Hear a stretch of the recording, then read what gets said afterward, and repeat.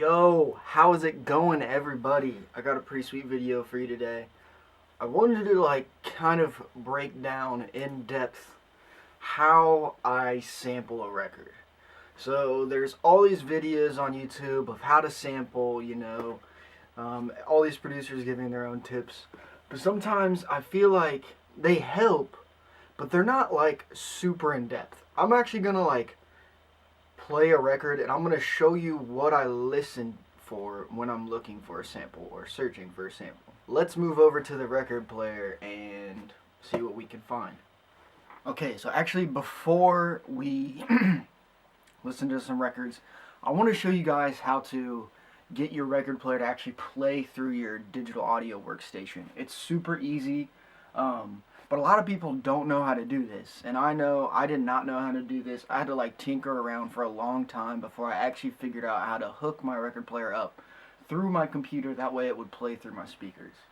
When you're setting your record player to go up to your computer, you're going to want to have your input as whatever your record player is. So in my case, I'm going to click the input device that says none, and I'm going to make sure the input device says USB audio codec, because that is what my record player is called through the system. Okay, sorry, I fixed the lighting. So yeah, you gotta make sure your input device is set to whatever your record player is called. Like I said, in my case, mine is USB audio codec. So input device is set to that. Then you want to change your output device to be whatever your interface is called. In my case, it's the Complete Audio 6. So I got my input set up to my USB codec, and I got my interface set up as my output. So after you have both of those, you're going to hit apply. Set up just like this. After you hit both of those, you're going to want to hit apply. Close it out. Make sure audio is set up. So you got your audio track about to be made. Hit create. Cool. You got your audio track. Alright. This step is also very important. When you throw your record on there, you got to make sure your input is selected, or your input monitoring, which is this little I in Logic. So you click that. Now your sound will definitely come through the speakers. Also, you got to make sure your track is armed and ready to record. To do this, you're going to push record enable, all on the same track. Cool. So you got those on there. Now let's go to the record player. Okay, sweet. Now after you got all that set up, you got your input monitoring and your recording enabled in your digital audio workstation, you're going to want to get you a record. So in this case, I got the Commodore's Night Shift. Let's throw this bad boy on there.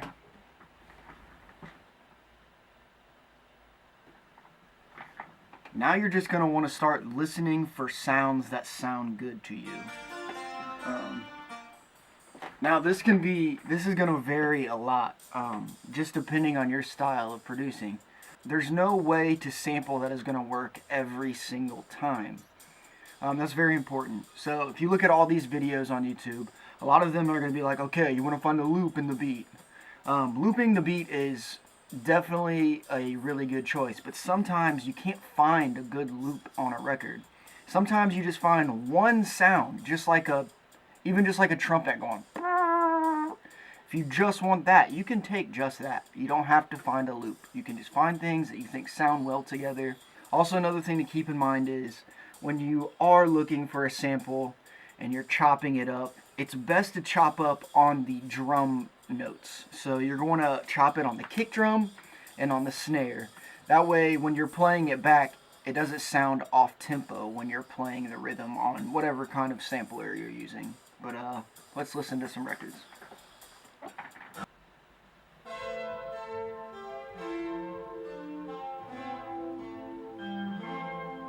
Okay, so that was really sweet. That's like a loop. And what I mean by loop, it was like dun dun dun dun dun dun dun dun dun. So when you sample something like that, you would just take that section and you would pretty much just keep playing it back from the start after it plays with a full loop. So it'd be dun dun dun dun dun dun dun dun dun dun dun dun dun. Dun dun dun dun dun. Alright, let's listen again.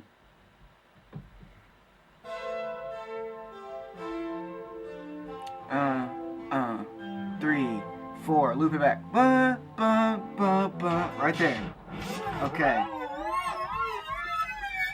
So from here, after you find the sample you want to take, you're going to want to record it right into your digital audio workstation. And like I said, make sure the track is armed and ready to record. Push the little R on whatever digital audio workstation you're using. Most of them have this, like Pro Tools and Logic. So yeah, record it, and as soon as it starts recording, you're good to go.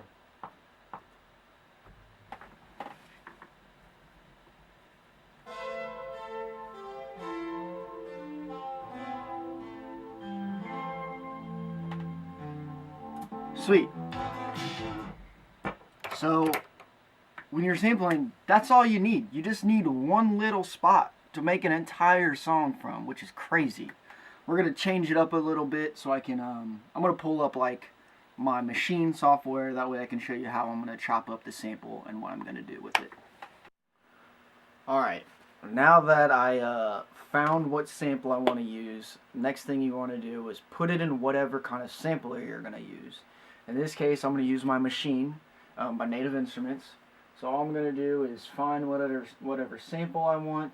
I have a samples folder on my desktop because sometimes I don't want to dig through records. I just will go through some old samples that I just didn't use, or I was in a session and I pulled a bunch of stuff off a record, but I ended up only using one thing. So I'll go check some other stuff just to see what I have. So yeah, I got this in here. And so this is going to be like the loop.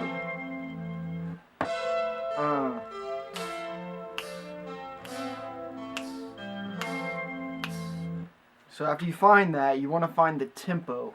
And the reason you want to find your tempo is because you're going to be laying it down on like a 4 count pattern. So it's going to be 1, 2, 3, 4.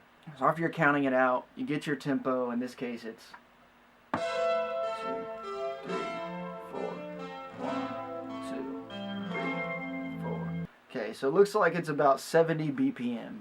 So 70 beats per minute. I'm going to go up here, set that. Usually I like to double it. That way you can get the faster metronome and it lets you just kind of roll with your hi-hats a little better. So yeah, after you get your tempo, you're just going to kind of want to either figure out if you want to chop the sample and just use bits and pieces, or if you're just going to take the entire sample and just loop it and then lay some drums over that loop. So when you're sampling inside of whatever program you're using, usually there's going to be some kind of slice function or feature. So in Machine, they have just this. All you got to do is click the little sampling button, which is on the actual controller, or it's right here. So click this. This is going to allow you to start sampling. Go to wherever your sample is. So here. Sweet. So this is my sample.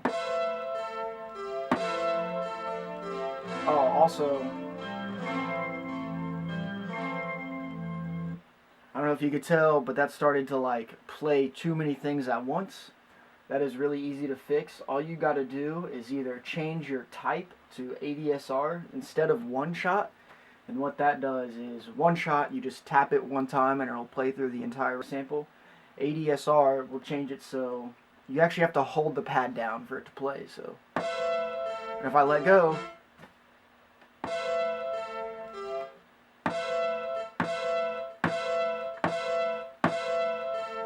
sweet. So yeah, you get to play through it. It's not playing a whole bunch of crazy different things at once, and it makes your life a little easier. So yeah, go to Slice or whatever software you're using. It should have something like this, and it's going to give you these sections, and it's going to allow you to actually choose how many slices you want. It already has 4, but I'm going to want more like 8. So.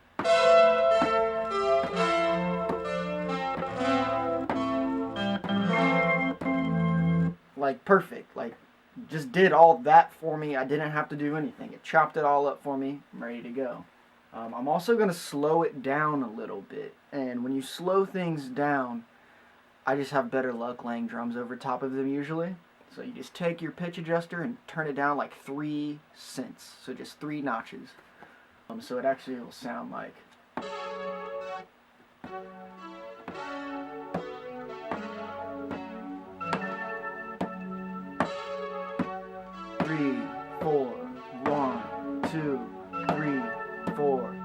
I just like to slow things down because I feel like they have a better tempo. I feel like they're easier to rap on. When something's a little too quick, it's hard to catch the flow for some rappers, and I just want to make it easy for everyone. So yeah, after you have that down, you just want to kind of lay a pattern down. That's exactly how I laid mine down. Just that loop. I didn't like do crazy like ba-da-da-da-ba-da-ba-da-ba. I just went 1, 2 and played through the entire loop. Really, that's the hardest part of sampling. Is finding sounds that are going to sound good. And finding a loop that feels like it's, floating okay. It's in tempo, it's in beat. After that, it's really just about laying drums on top of it and then adding some transitions, adding some other samples, just making it change up a little bit. That way it's not so repetitive through the entire song. But yeah, finding that loop, slowing it down, chopping it up, that is the hardest part. For your drums, it's really your preference. There are a couple different patterns you could go with, but it's really you're gonna want to feel the groove of your sample, where you think the kick drum and the snare drum are going to lay down. Usually when you have like a BPM that's like 90 or so or below, depending on the beat of course, your drums are going to end up laying down this way. Your kick drum's going to be on the 1, your snare is going to be on the 2 and the 4, so boom, ta, ta, boom, ta, ta, just like that. But in this case, I actually made the tempo really fast, so it's going in double time. Now when it's going in double time, your snare drum is going to shift a whole beat. So instead of landing on the 2, it's going to land on the 3. So it's going to be like, boom. It's going to really feel the same, but the tempo is going to be, instead of 1, 2, 3, 4. This is where your snare goes. 3, 4, or 1, 2, 3, 4, 1, 2, 3, 4. Just depends what your tempo is set to. So keep that in mind. Snare drum 2, 4 if it's below 100 or so BPM. And if it's a faster BPM, usually on the 3. So yeah, in this case, my snare drum lands on the 3rd beat in the bar. I kind of just have like a little bit of a groove with the kick drum. Honestly, the drums are very simple in this. I have a hi-hat that kind of just plays through the bars. I have like a hi-hat raise that goes before a snare, so it's like and then I have another hi-hat, it looks like. So yeah, I'll just kind of play what I got.